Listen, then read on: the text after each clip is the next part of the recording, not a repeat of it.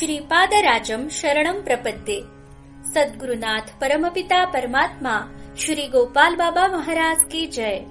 श्रीपाद श्रीवल्लभ स्वामी लेखमाला लेखक क्रमांक 120। श्रीपाद श्रीवल्लभ प्रभूंचे श्रीराम प्रभू कार्य। श्रीपाद श्रीवल्लभ प्रभू सन 1320 मध्ये पिठापुरात अवतरण्यापूर्वीच त्यांचं प्रभू श्रीरामांचं कार्य प्रारंभ झालं होतं। ते म्हणजे त्यांचे मोठे बंधू श्री रामराज शर्मा व श्रीधरराज शर्मा, जे श्रीपाद श्रीवल्लभ संकल्पानुसार समर्थ रामदास व श्रीधर स्वामी म्हणून अवतरले।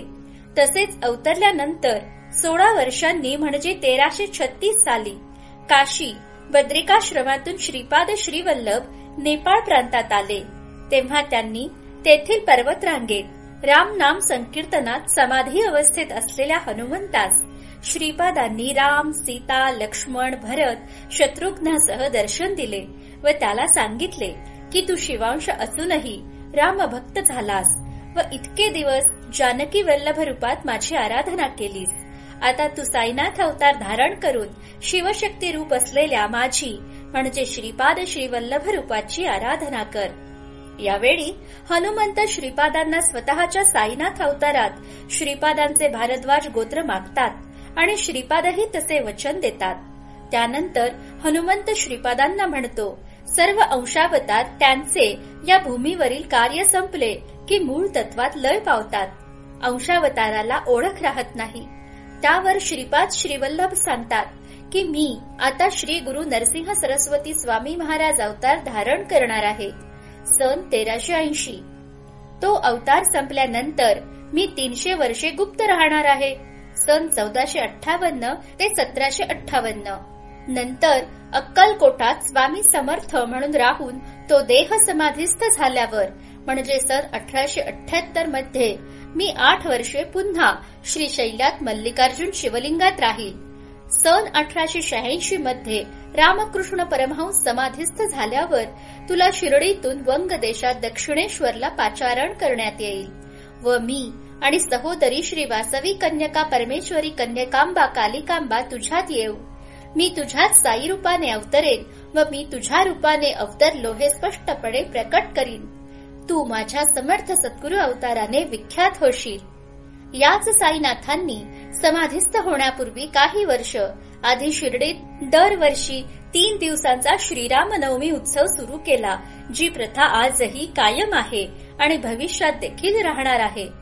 सद्गुरुनाथ परमपिता परमात्मा श्री गोपाल बाबा महाराज पिठापूर हे एखाद्या स्त्री भक्ताला महाअवतार बाबाजींच्या बहिणीच्या श्रीपाद सहोदरी श्री वासवी कन्यका परमेश्वरी कन्यकांबा माता नावाने तारम्मा म्हणून हाक मारत, तसेच एखाद्या पुरुष भक्ताला बालरामाच्या नावाने रामडू म्हणून पुत्रवत प्रेमाने हाक मारत। समर्थांना रामदास ही बिरुदावली त्यांच्या रामकार्यामुळे आली।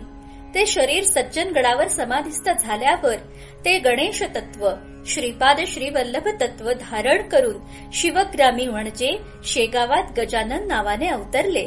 त्यांच्या समाधीवर राम, सीता, लक्ष्मण, हनुमान विराजमान आहेत। सन 1950 मध्ये सज्जनगडावर दासनवमी साजरी करून श्रीधर स्वामी कुरुपूरला आले। तेथे त्यांनी कडुनिंबाच्या पानांच्या रसावर राहून चातुर्मास केला आणि तडक उत्तर काशीला येऊन स्वामी अयोध्येत आले। तेथील वृत्तांत श्री गोविंददादा गोडसे रामदासी यांच्या श्री श्रीधर स्वामींजींच्या आठवणी या पुस्तकात असा आहे। अयोध्येत श्री राम जन्मभूमीवर स्वामीजी। आता सध्या भाजपमध्ये अब्बास नकवी नावाचे कार्यकर्ते आहेत। त्यांचे वडील वकील, मुसलमान, यवन असूनही ते स्वामींचे भक्त। ते म्हणाले, एकदा चला ना तिथे राम जन्मभूमीच्या जागेवर। आम्ही सकाळी पहाटे 5:45 तिथे गेलो तर त्या मशिदीच्या भोवती तारांचं कुंपण होतं। त्या तारांमध्ये विजेचा प्रवाह सोडलेला होता। स्वामी मला म्हणाले, 2 फळचा आण रे। 2 फळे आणल्या। त्या दोन्ही तारा एक फळी वरती आणि एक फळी खालती अशा फळ्या धरून फाकवल्या। खालची तार खाली कर असं म्हणाले आणि स्वामींनी सूर मारला आणि त्या मशिदीमध्ये भल्या सकाळी 6ला गेले। ते चांगले 10 पर्यंत होते।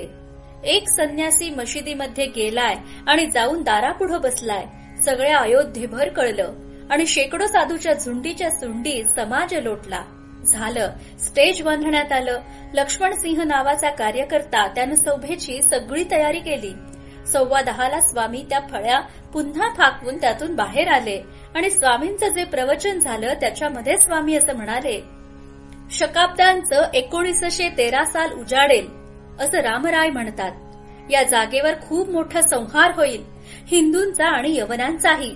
काही सुशिक्षित समस्त स्थिती जाणणारे सुविचारी ज्ञानी मुसलमान सहाय्य करतील. हिंदू मुसलमान एकत्र होतील आणि याच जागेवर मंदिर उभारलं जाईल. पण त्याला संहारानंतर 5-25 वर्ष लागतील असं रामरायांनी मला सांगितलं. ते प्रवचन पूर्ण माझ्याजवळ लिहिलेलं आहे. अमरेंद्रांनी मोडिली मांडिली क्षेत्र असं पुस्तक प्रसिद्ध केलंय, त्यात ते थोडं घातलंय. आता वरील परिच्छेदात दिलेलं प्रभू रामचंद्रांनी श्रीधर स्वामींना बाबरी मशीदच्या जागेवर शके 1913 मध्ये खूप मोठा संहार होईल असं सांगितलं. या शकात 78 मिळवले असता सन 1991 येते आणि बरोबर सन 1992 मध्ये मशिदीचा ढाचा पाडला गेला व नंतर प्रभू रामचंद्रांनी श्रीधर स्वामींना सांगितल्याप्रमाणे या संहारानंतर 5-25 वर्षांनी या जागेवर मंदिर उभारले जाईल. प्रभू रामचंद्र व श्रीधर स्वामींच्या संवादानुसार 5-25 वर्षांनी म्हणजे 5 ऑगस्ट 2020 मध्ये राम मंदिर भूमिपूजन झाले आणि त्यानंतर 3.5 वर्षांनी 22 जानेवारी 2024 रोजी श्री गुरु नरसिंह सरस्वती स्वामी जयंतीच्या पौष महिन्यात मंदिरात प्रभू रामचंद्रांची प्रतिष्ठापना झाली आहे. रामलल्ला म्हणजे गोपाल बाबांच्या रामडूचा वनवास आता खऱ्या अर्थाने संपला आहे. हिराचंद गोपालचंद कोठारे, दिगंबरा दिगंबरा गोपाल बाबा दिगंबरा, दिगंबरा दिगंबरा श्रीपाद वल्लभ दिगंबरा.